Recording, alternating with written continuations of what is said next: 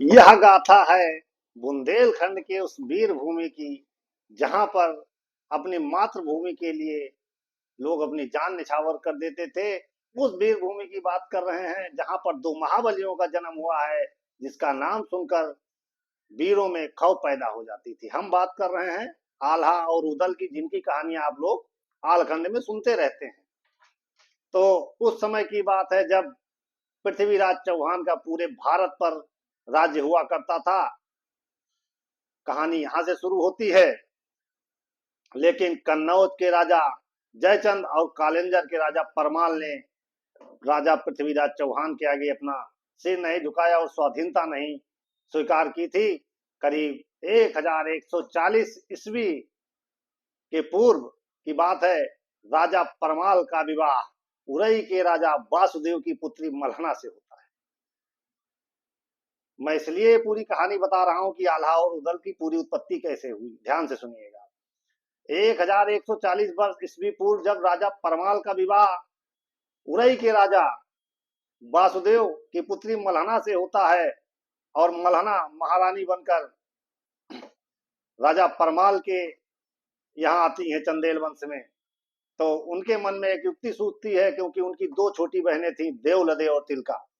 और इधर राजा परमाल के भी दो महाबली परमवीर भाई थे, जिनका नाम था दक्षराज और बच्छराज। एक संदेशा भिजवाती हैं अपने पिता श्री वासुदेव के पास कि क्यों ना तिलका और देवलदे का ब्याह हमारी दोनों देवर दक्षराज और बच्छराज से करा दिया जाए। और उस पर राजा वासुदेव भी हामी भरते हैं। इस प्रकार तिलका और देवलदे का विवाह दक्षराज और बच्छराज के साथ संपन्न किया जाता है। इस विवाह से पूरा चंदेल वंश काफी खुश रहता है और कन्नौज के राजा तो बहुत ही खुश होते हैं, क्योंकि उनकी बेटी का विवाह हो जाता है।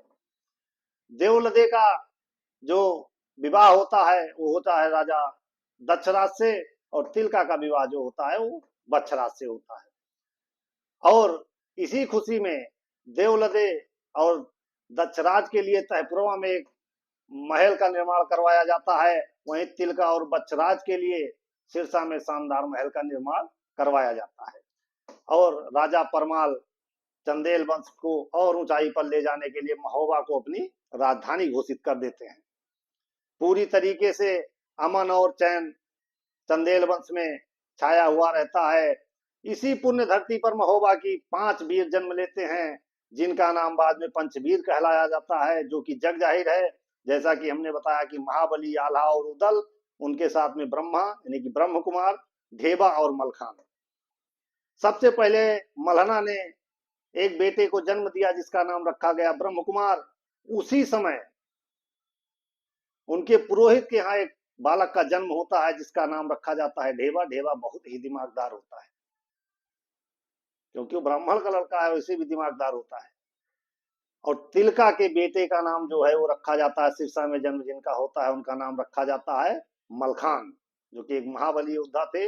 अकेले ही वज्र के समान वो युद्ध किया करते थे, बहुत ही बड़े योद्धा थे। और देवलदे ने एक पुत्र को जन्म दिया जो कि परमवीर आल्हा कहलाए। कहानी अभी यही नहीं खत्म होती है। आप लोग सोच रहे होंगे उदल का जन्म कब होता है। उदल के जन्म की ही सारी कहानी आगे बढ़ेगी। अब आप लोग ध्यान से सुनिएगा। आल्हा का जन्म होने के बाद एक बार फिर से देवलदे जी गर्भवती हो जाती हैं। लेकिन उसी समय माड़ोगढ़ के राजा बघेल ने आक्रमण करके दक्षराज और बच्छराज को बंदी बना लिया एक कुटिल नीति से। और यहीं पर बघेल की क्रूरता नहीं खत्म हो गई। वो बंदी बनाकर ले जाता है माड़ोगढ़ और वहां पर उनकी खोपड़ी काट के उसके राज्य में स्थापित एक बरगद के पेड़ में दोनों खोपड़ियां टांग देता है, जो कि आलखंड में कहा गया है कि टंगी खोपड़िया है बरगद पर, बरखा सहे शीत और घाम, आधी रतिया की बेला में पुकारे आल्हा और उदल का नाम।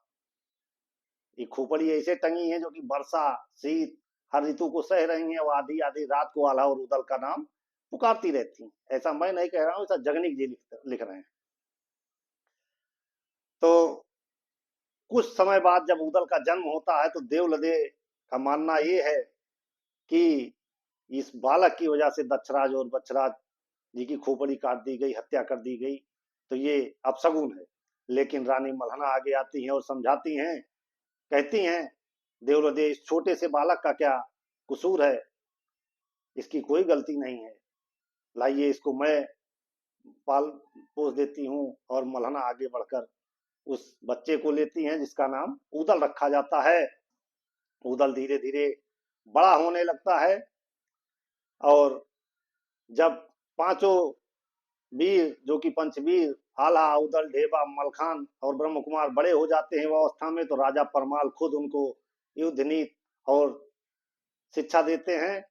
और इनकी वीर गाथा अब पूरे भारत में विश्वविख्यात हो चुकी थी। भारत में ही नहीं, खासकर उदल के शौर्यगान की जो चर्चाएं थी वो विश्वविदित थी। उसके साथ साथ राजा परमाल भी उदल से काफी प्रभावित थे।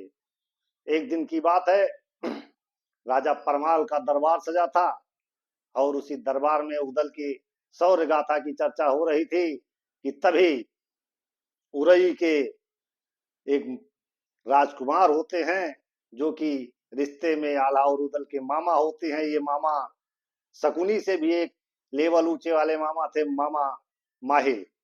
उनका आगमन होता है दरबार में और जब उदल की शौर्य गाथा की चर्चा सुनते हैं तो उसी समय बोल पड़ते हैं कि अगर इतने ही सूरवीर हैं ये तो जाएं अपने बाप का बदला ले लें, जिससे कि अनभिज्ञ थे उदल अभी तक, आल्हा अभी तक अनभिज्ञ थे।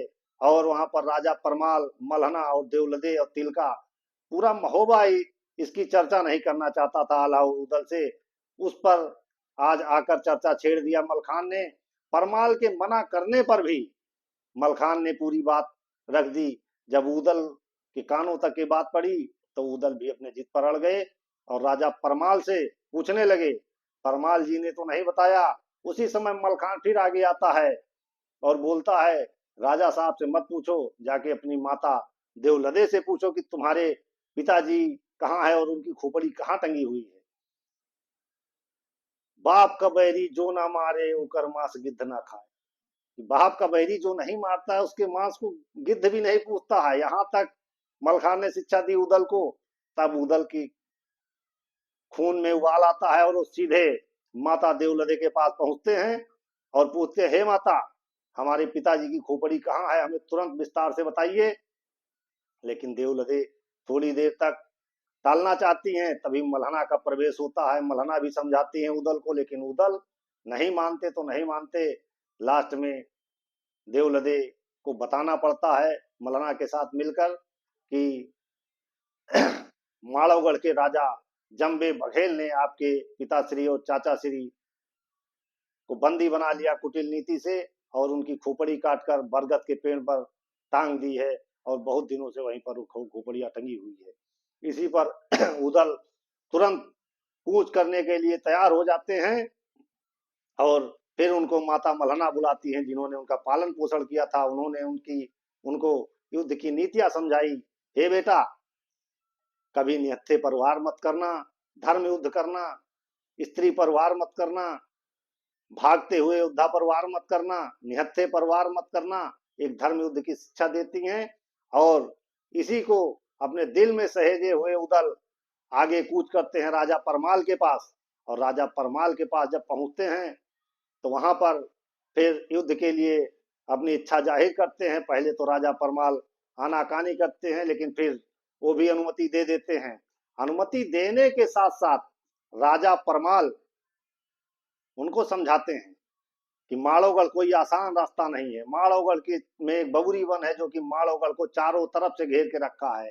सबसे पहले बबूर के जंगल हैं, उसके बाद वहां पर नदियों से पूरा राज्य घिरा हुआ है। वहां पर जाना कोई आसान बात नहीं है।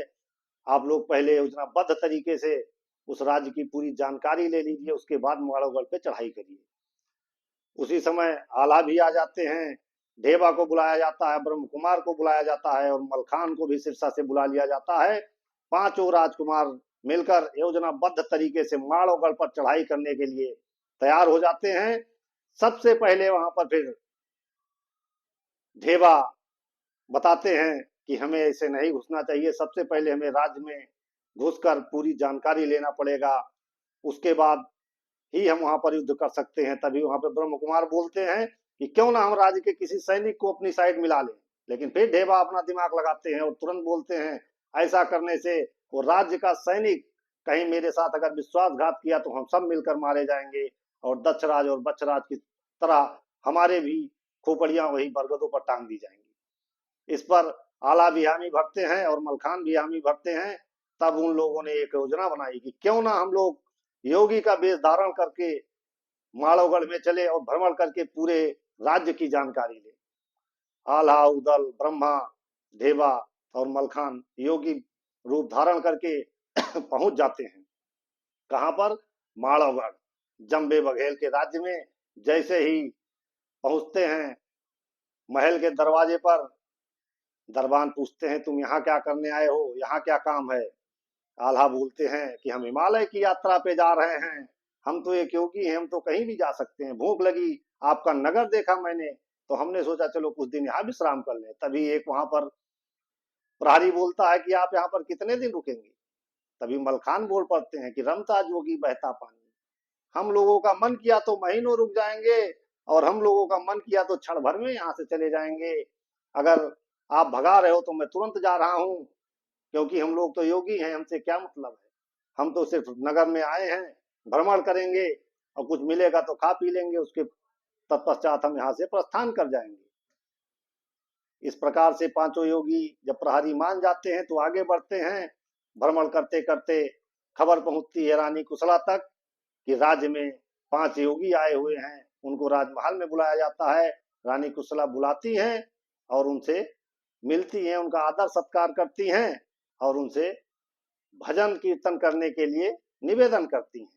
जब भजन कीर्तन करने के लिए निवेदन करती हैं तो फिर आल्हा अपना ढोल उठा लेते हैं, मलखान मृदंग उठा लेते हैं और ढेबा जब बांसुरी बजाने लगते हैं और उदल जब गाना गाने लगते हैं ब्रह्म कुमार के साथ मिलकर, तो एक समा बंध जाता है और रानी कुशला सब कुछ भूलकर, कितना समय बीत जाता है पता ही नहीं लगता, बहुत खुश होती हैं और राज दरबार से मंगाकर मोतिया अर्पण करती हैं उनको कि स्वामी जी इसे स्वीकार करिए।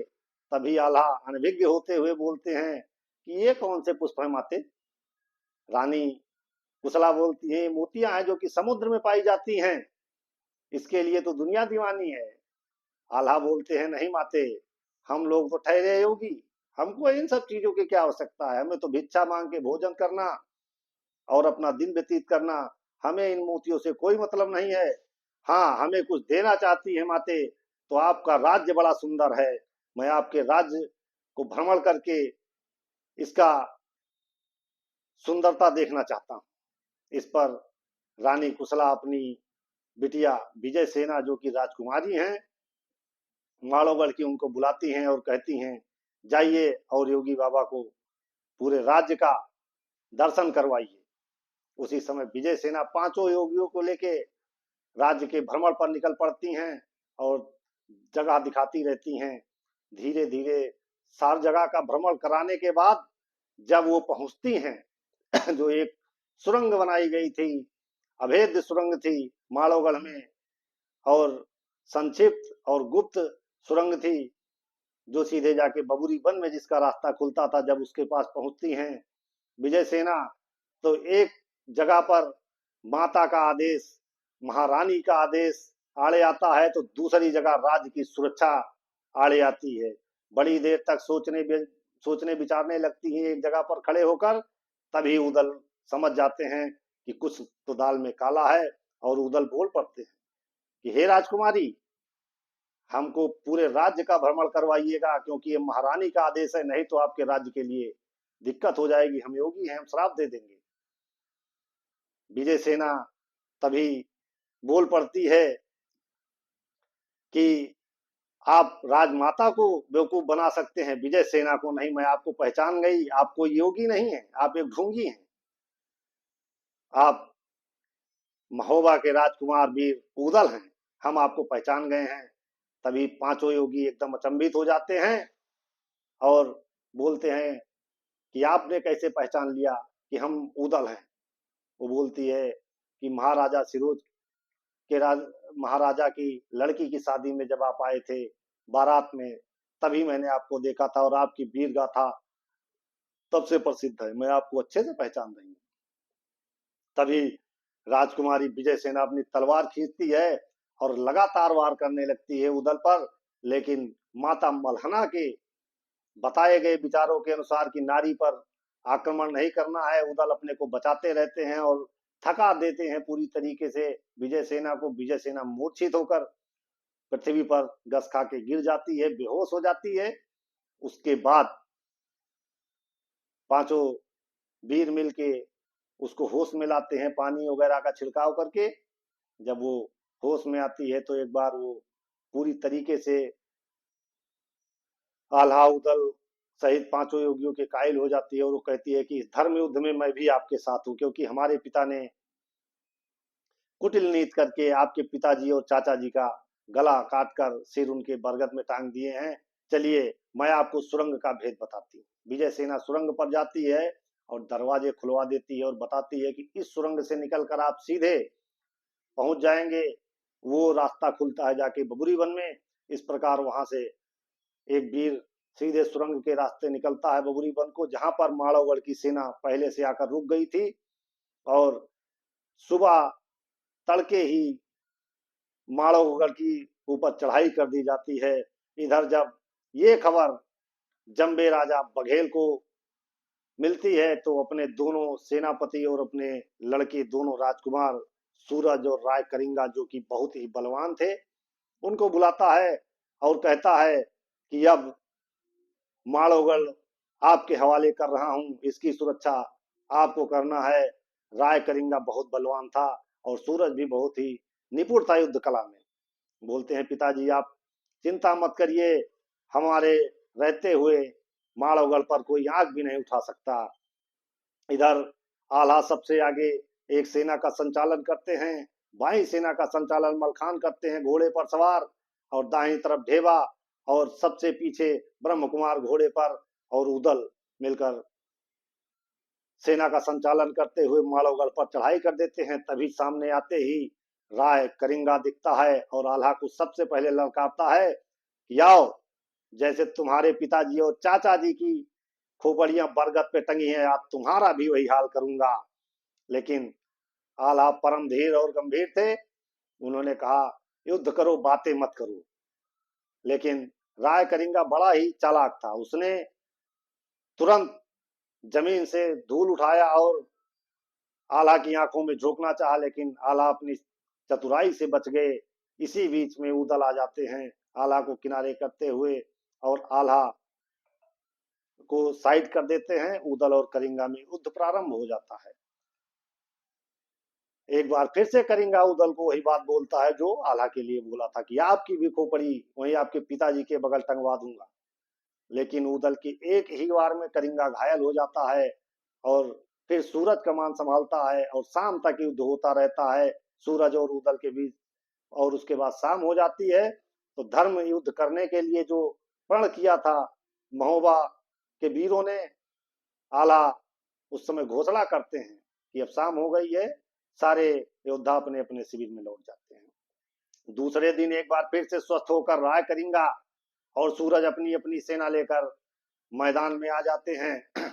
आज सबसे पहले मुकाबला राय करिंगा का होता है उदल से, और उदल ने थोड़े देर की ही युद्ध में राय करिंगा का गला धड़ से अलग कर दिया और सिर भिजवा दिया राजा परमाल के पास महोबा में।